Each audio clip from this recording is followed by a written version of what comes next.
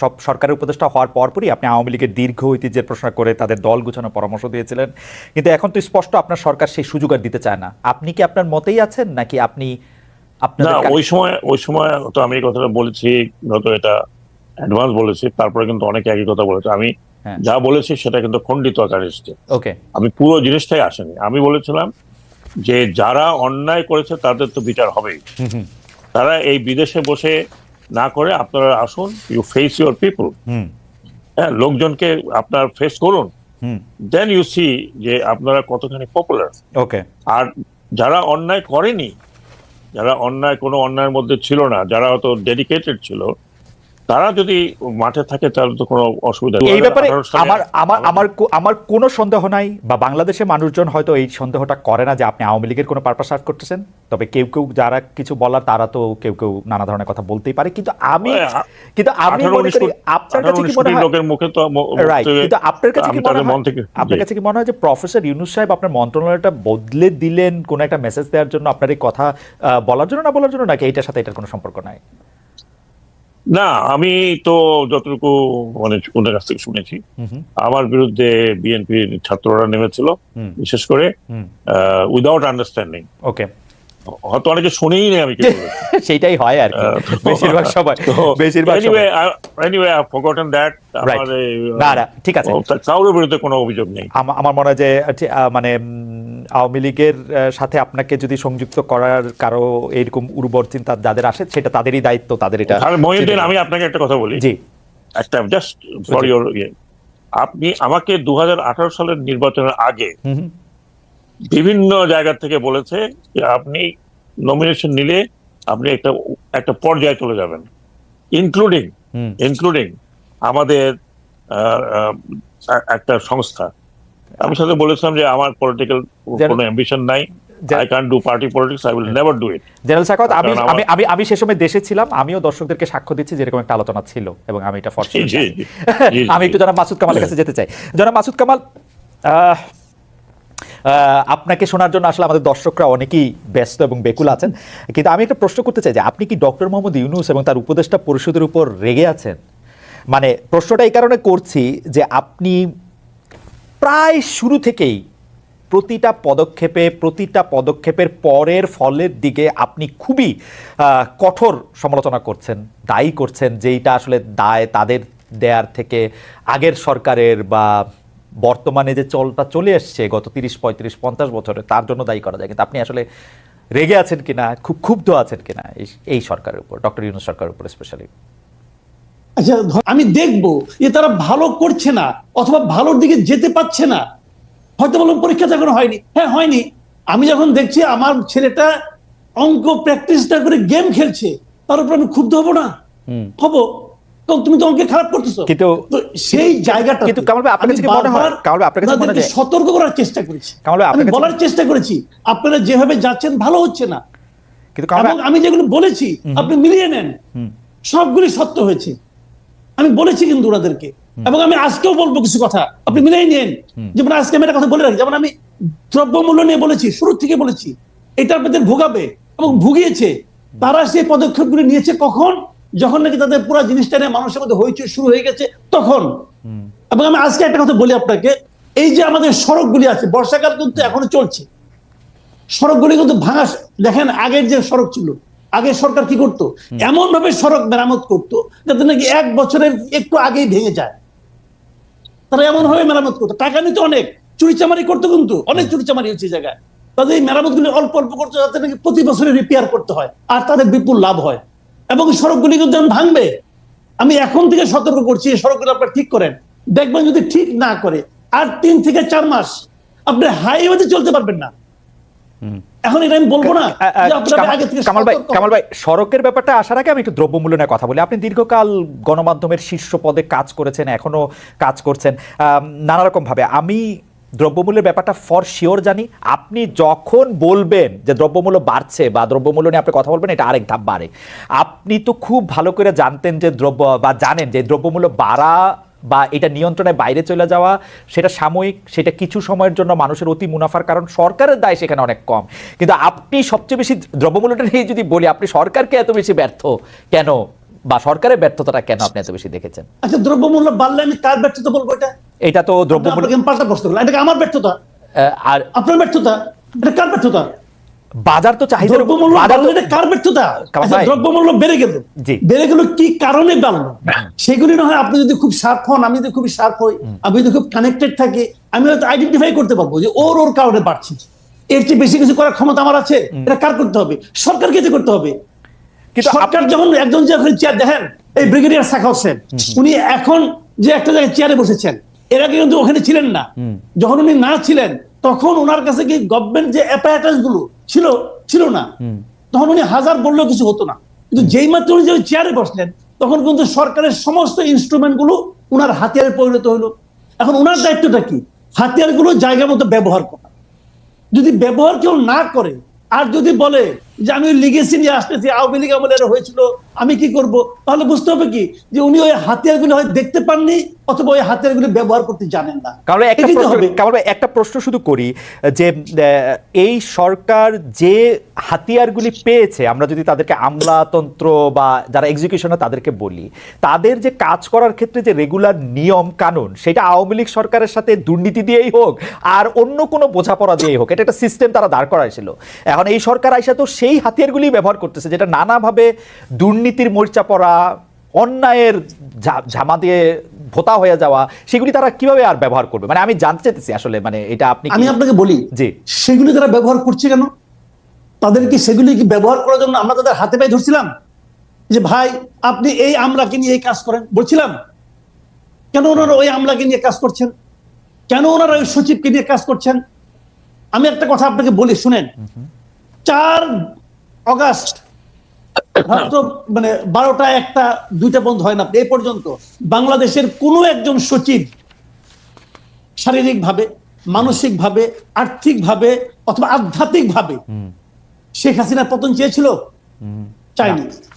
বরং যারা তাদের সমস্ত কিছু দিয়ে শেখ হাসিনার গভর্নমেন্ট টিকে থাকুক সেটা চেয়েছিল। 5 তারিখে সবাই এই গণঅভ্যুত্থানের মাধ্যমে আসা নতুন সরকারের পক্ষে হয়ে গেল। 8 তারিখে শপথ দিল, তারা সবাই ডক্টর ইউনূসের লোক হয়ে গেল, ব্রিগেডিয়ার সাখাওয়াতের লোক হয়ে গেল। ওনারা তাই মনে করছেন কেন? কেন তারা ব্যবস্থা নিলেন না? এখন যদি উনি বলেন যে ওনাদের রেখে যাওয়া ইনস্ট্রুমেন্ট দিয়ে আমি কিভাবে কাজ করব, তার মানে কি ওই ইনস্ট্রুমেন্ট গুলো তো আপনাকেই রাখছেন আপনাদের কাছে। আপনি বলবেন কি হতে পারতো? আমি আপনাকে বলি না যে পুরো আমলা আপনি শেষ করে দেন, আমি বলি না। আমি এটা বলি যে যারা নাকি অ্যাক্টিং সচিব ছিলেন, যারা, তাদেরকে আপনাদের উচিত ছিল প্রথম 1 সপ্তাহের মধ্যে সরাই দেওয়া। সরাই দিলে কি হইতো? পুরো আমলাতন্ত্র, পুরো ব্যুরোক্রেসির মধ্যে একটা মেসেজ যাইতো। কারণ একটা জিনিস আপনি মানবেন, আপনি দীর্ঘদিন নিজের সাংবাদিকতা করেছেন, মানবেন যে জয়েন্ট সেক্রেটারি, এডিশনাল সেক্রেটারি পর্যন্ত প্রতিভা দেওয়া হওয়া যায়, কিন্তু সেক্রেটারি হতে হলে তাকে অবশ্যই সেই গভর্নমেন্টের সঙ্গে পলিটিক্যালি ইনভলভ থাকতে হয়। সেই গভর্নমেন্টের সমস্ত সেক্রেটারি নিয়োগ হয় রাজনৈতিক ভাবে। আমি একটু বোঝার জন্য রাজনৈতিক ভাবে নিয়োগকৃত সেক্রেটারিতে সরাই দিতেন ভাই, এতে কোনো দেশের ক্ষতি হতো না। ছাত্ররা যদি উপদেষ্টা হইতে পারে, এডিশনাল সেক্রেটারি দায়িত্ব পালন করতে পারতো। পারেন নাই কেন করতে? কারণ আপনারা ওই সিস্টেমকে টিকে রাখতে চাইছেন। এখন চাইয়ে নেওয়ার পরে যদি বলেন যে আমার হাত পা বাঁধা, আমি কি করবো? আপনার কাছে সত্যি মনে, অন্য একটা জায়গা থেকে বলি, আপনার কাছে সত্যি মনে যে এই সিস্টেমটা টিকায় রাখতে চাইছে এই অন্তর্বর্তীকালীন সরকার? ধরেন 80 জন সচিবের বাদ দেওয়াটা কি প্র্যাকটিক্যাল ছিল? মানে প্রথমে আইসাই প্র্যাকটিক্যাল ছিল, কিন্তু এই সরকারের পক্ষে উপলব্ধি করা কঠিন ছিল। কেন ছিল? কারণ এই সরকারের মধ্যে অনেকগুলি সচিব ছিল। এই সরকার সচিব নির্ভর সরকার ছিল, এবং বয়স্ক সচিব, সবাই রিটায়ার্ড সচিব ছিল অনেকগুলো। তারাই প্রভাব বিস্তার করেছেন, এবং তারা বুঝে, এবং যখন একজন লোক বয়স্ক হয়ে যান, তিনি কিন্তু পরিবর্তনকে ভয় পান। আমরা একদিকে আমলা, আবার একদিকে বয়স্ক, পারবেন না তো কিছু করতে। কামাল ভাই খুবই চমৎকার করে বলছেন। আমি আজকে আরো অনেকগুলি বিষয় আছে, সেজন্য আমি এইটা এখানে রাখলাম, কিন্তু আমার অনেক শুনতে ইচ্ছা করতেছিল আরো। ব্রিগেডিয়ার জেনারেল সাখাওয়াত, আপনি কি একটু বলবেন? কামাল ভাই একটা একদম স্পেসিফিক কথা বলেছেন যে আপনারা আসলে এই যে অজুহাতগুলি, এগুলি রাখতেই চাইছিলেন। গত সরকারের এই মাথার উপর চেপে বসা থাকা সিন্দাবাদের ভূতের মতো লোকদেরকে আপনারা রাখতেই চাইছিলেন, এটা কি ঠিক? আমি কি আমার কথা বলবো? নোবডি নোজ কে কখন যাবে। আমি বলি আপনাকে আমার কথাই ধরুন। আমি স্বরাষ্ট্র মন্ত্রণালয়ে যিনি ছিলেন, তিনি 3 দিন ছিলেন, তারপরে কিন্তু চলে গেলেন, এখন তিনি জেলে আছেন। তারপরে আমি যখন নৌ মন্ত্রণালয়ে আছি, নৌ মন্ত্রণালয় খুব একটা ভাইটাল মিনিস্ট্রি। এখানে সবাই বললো যে একজন সেক্রেটারি আছেন, তিনি অত্যন্ত তুখোড় এবং ভালো কাজের লোক। বাট আমি যখন তার সম্বন্ধে জানতে পারলাম যে উনি যখন সমস্ত সচিবদের নেতা ছিলেন, তখন ওনার কিছু কর্মকাণ্ড ওয়াজ নট একজন সচিবের মতো ছিল না, মানে নিউট্রাল লোকের মতো ছিল না। তো উনি নিজে, তারপর উনি কিন্তু ওএসডি হয়ে গেছেন। তারপরে আরেকজন আসলো, আমি নিজেও জানতাম না, আমার এই সংস্থা থেকে একজন হলো, ভালো ভালো। না না, জেলসাকাত, আমরা যদি নাম্বারের কথা আসি, কারণ মাসুদ কামাল ভাই স্পেসিফিক 80 জনের কথা, মানে সচিবদের কথা বলেছেন, আমি জানি 80 জন সচিব পর্যায়ের কর্মকর্তা বা পদমর্যাদা রয়েছেন, এক দুজন বেশি টেশি হতে পারে। আপনার কাছে কি মনে হয় কত পার্সেন্ট সচিব এখনো পদে রয়েছেন? পার্সেন্টেজ এটা কি আমি এক্স্যাক্টলি জানবো না, কারণ আমি জানি যে আমাদের যে যে উপদেষ্টারা আছেন তাদের বেশিরভাগই সচিব কিন্তু পরিবর্তন হয়ে গেছে। ওকে, না উপদেষ্টা তো 20 জন। কামাল ভাই, আপনার কাছে কি কোনো ডেটা আছে যে কতজন আওয়ামী লীগ সচিব এখনো রয়ে গেছেন সচিব পদে বা কর্মরত ভাবে? আমার কাছে ডেটা নেই, কিন্তু আমি যতটুকু আমি বলি, আমি তো বিভিন্ন পত্র পত্রিকা পড়ি, একজন সচিব চলে গেলে কিন্তু সেটা খবর হয়। তো আমার জানা মতে 10 জনের বেশি সচিব যায়নি। কিন্তু এগুলো আমি একটা নিউজ বলি, শুনেন। আচ্ছা, আমার এখান থেকে 3 জন গেছে কিন্তু। আচ্ছা, আমি ছোট একটা উদাহরণ দেব বলি, আপনাকে একটা উদাহরণ দেব, তাহলে বুঝবেন। জিনিসটা হলো কি, আমি কিন্তু এই সচিবদের বিরুদ্ধে আমার কিন্তু ব্যক্তিগত কোনো রোষ নাই। আমি বলতে চাচ্ছিলাম পুরো আমলাতন্ত্রকে, পুরো ব্যুরোক্রেসিকে একটা মেসেজ দেওয়া। মেসেজটা আপনি শুরুর দিনে দিতে পারতেন, আস্তে আস্তে দিলে হয় না। আমি একটা বলি আপনাকে, ধরেন আপনি দাঁত তুলতে যাবেন, আপনি দাঁত যদি বলেন যে আপনি আমাকে 1 ঘন্টা ধরে আস্তে আস্তে টানে টানে তুলেন, ভাই আপনি দাঁত তুলতে পারবেন? দাঁত তুলতে হয় কিন্তু টান দিয়া, পরিষ্কার। তো এক টানে তুলতে হবে আপনাকে। আস্তে আস্তে আস্তে করতেছেন। তবে আমার মনে কামাল ভাই, এই বিষয়টা একটা বড় আলোচনার দাবি রাখে, কারণ আমরা এটা শুনতেও চাই, বুঝতেও চাই। আমাদের যদি কখনো সুযোগ, আমরা এটা জানতে চাইবো যে কেন এটা করা হয় না, কারণ এটাই স্বাভাবিকতা। কারণ আমেরিকাতেও কিন্তু এইভাবে চলে যে ডেমোক্রেট প্রেসিডেন্টের জায়গায় রিপাবলিকান প্রেসিডেন্ট হলে তারা পুরো দপ্তর নিয়ে তারা সরে যায়। যাই হোক, আমি যে প্রশ্নটাতে আসতে চাইছিলাম সেই প্রশ্নটা হচ্ছে যে দুটি খুব গুরুত্বপূর্ণ বিষয়। মানে একই প্রশ্ন আপনাদের দুজনকেই আমার করতে হবে। সেই বিষয়টি হচ্ছে যে শেখ হাসিনার পদত্যাগের আগে বা পলায়নের আগে, আমি ইদানিং মানে প্রথম পলায়ন পদত্যাগ কোনটা বলবো বুঝতে পারতেছিলাম না, আমি দুইটাই বলি আসলে। এই পতন এবং পলায়নের আগে বৈষম্য বিরোধী ছাত্র আন্দোলনের অন্যতম দাবি ছিল রাজনৈতিক দলের লেজুর ভিত্তিক ছাত্র রাজনীতি বন্ধ করা। কিন্তু আমরা দেখলাম যে লেজুর ভিত্তিক ছাত্র রাজনীতি বন্ধ করা নেই, শুধু ছাত্রলীগের রাজনীতি বন্ধ করা হয়েছে। এইটা আপনি কিভাবে দেখেন জেনারেল সাখাওয়াত? দেখুন খালেদ, এইটা কিন্তু আমরা যখন আরপিও সংশোধন করি বা সংস্কার করি, তখন কিন্তু স্পষ্টতভাবে বলা হয়েছিল যে কোনো দলের ছাত্র সংগঠন থাকতে পারবে না। ছাত্র সংগঠন থাকলে তারা তাদের নিজস্ব কায়দা থাকবে। রাইট। আপনি যদি এখনো আরপিওটা করেন, তাহলে ওখানে অনেকটা ডাইলুটেড করার পরে যেটা আছে, সেটা হচ্ছে ছাত্র সংগঠন যার যার সংগঠন মোতাবেক চলবে। সেখানে যে বড় দলগুলো বললো আমাদের আইডিওলজিতে যারা চলবে তাদেরকে আমরা আমাদের অঙ্গ সংগঠন বানাবো না, হয়তো তাদের সাথে আমাদের একটা আইডিওলজিক্যাল মিল থাকতে পারে। এইসব আপনি এখনো যদি আরপিও দেখেন, অনেকটা ইন্টারপ্রেট করলে এরকমই থাকে, কিন্তু অ্যাকচুয়ালি ভার্চুয়ালি এটা তো কাগজে কলমে আছে, কিন্তু কেউই এটা মানে নাই। আপনি দেখেছেন যে ছাত্রলীগ যেটা মানে আপনার অঙ্গ সংগঠন থেকে এখন বলে ভাতৃপ্রতিম, নতুন একটা শব্দ বের করেছে, ভাতৃপ্রতিম দিয়ে ঠেঙ্গানো হচ্ছে। হ্যাঁ, আর লাস্টে তো আপনার আমাদের গ্রেট কাদের সাহেব বলেই দিলেন যে পুলিশের দরকার নাই, আমার ছাত্রলীগই যথেষ্ট। অ্যাকচুয়ালি তাই, এবং পুলিশের সাথে এবং ভাতৃপ্রতিমদের দাপটে তো বাংলাদেশে আমি কি বলবো আপনাকে, রাইট, কিন্তু আমার প্রশ্ন হচ্ছে যে আপনারা লেজুর ভিত্তিক ছাত্র রাজনীতি শুধু ছাত্রলীগেরটাই করবেন কিনা? এই সরকার এটাকে আলাদা করে একটা ঘোষণা দিল, অন্য লেজুর ভিত্তিক ছাত্ররা মানে ছাত্র দল ছাত্র শিবির কোন দিক দিয়ে এদের চেয়ে ভালো হবো বা বাম সংগঠন? আমি কে ভালো হবে কে খারাপ হবে সেটা আমি বলছি না। জি, আমি একটা তো দাবি ছিল, দাবিটা আমার মনে হচ্ছিল বোধহয় যে ইউনিভার্সিটির অঙ্গনে এই ধরনের ছাত্র সংগঠন থাকবে না, লেজুর ভিত্তিক। আমি যতটুকু ইউনিভার্সিটির ডাকসু আছে, সেটা সেই সংগঠন তো ছাত্রদের সংগঠন। এখানে ছাত্র নামে ঢুকলো, তারপর আপনি জানেন আদু ভাই দাদু ভাই সবকিছু হয়ে যাচ্ছে। আরেকটি বড় জিনিস আপনি দেখেন, কিন্তু এই ছাত্র রাজনীতি আমরা যেগুলো দেখেছি, সেই ছাত্র রাজনীতি আর এই ছাত্র রাজনীতির মধ্যে সেটা ঠিক আছে। আমার প্রশ্ন সরল ডক্টর সাখাওয়াত, আমার প্রশ্ন হচ্ছে ছাত্রলীগকে যতটা আওয়ামী লীগের লেজ হিসেবে দেখা যাচ্ছে, ছাত্র শিবিরকে বা ছাত্র দলকে কি আপনারা লেজ হিসেবে দেখতে পাচ্ছেন না বিএনপির বা জামাতের? এখনো তারা ওই ধরনের ভিজিবল নয়। ছোট ছাত্রলীগ লেজ নয়, ছাত্রলীগ লেজ নাড়তো। হ্যাঁ না সেইটা হয়েছিল ছাত্রলীগে কি হয়েছিল সেটা তো আমরা সবাই নিজের চোখেই দেখছি আসলে, সেইটা জি, কোনো জি, কথা জি, নাই। জি। কিন্তু আপনি বলছেন যে ওইটা মানে শিবির এবং ছাত্রদল এখনো সেরকম হয়ে ওঠে নাই। আমরা একটু মাসুদ কামাল ভাইয়ের কাছে জানতে চাইবো যে মাসুদ কামাল ভাই আপনি ব্যাপারটাকে আসলে কিভাবে দেখেন? এখন আমি আপনাকে শেষ দিয়ে শুরু করি।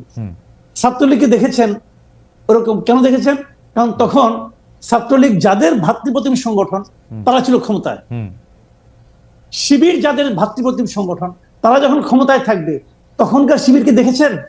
শুনেন আমি একটা কথা বলি আপনাকে, বিষয়টা হলো কি যে আসলে ক্ষমতায় কে আছে সেটা দিয়ে নির্ভর করে তার সাঙ্গ পাঙ্গ, তার আপনার বাসায় চাকর বাকর পর্যন্ত 400 কোটির মালিক হবে কি হবে না।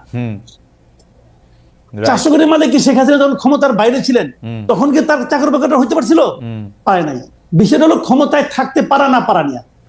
আজকে ধরেন আজকে ক্ষমতার কোনো ভাই সংগঠন নাই। ক্ষমতা একটা খালি আমার ফেভারিট গল্পটা একটু বলি, ক্ষমতায় থাকাটা কিরকম। আমি শুধু ছাত্রলীগের সভাপতিকে জিজ্ঞেস করছিলাম যে আপনি যে গাড়িটা চড়েন সেইটার নাম্বার টুম্বার এমন, এটা এমন কেন? মাই গড, এইটার যে কি যে সাংঘাতিক প্রশ্ন এটা হয়ে গেছিল। আসলে কারণটা কি? অন্তর্নিহিত কারণ হলো দুটো। একটা হলো যে আপনার মনে আছে কিনা জানি না, আপনি দেখবেন এক সময় বিএনপির লোকজনরা বলতো যখন নাকি বিএনপির নেতৃবৃন্দকে, বিএনপির পলিটিশিয়ানদেরকে আওয়ামী লীগ নানা ভাবে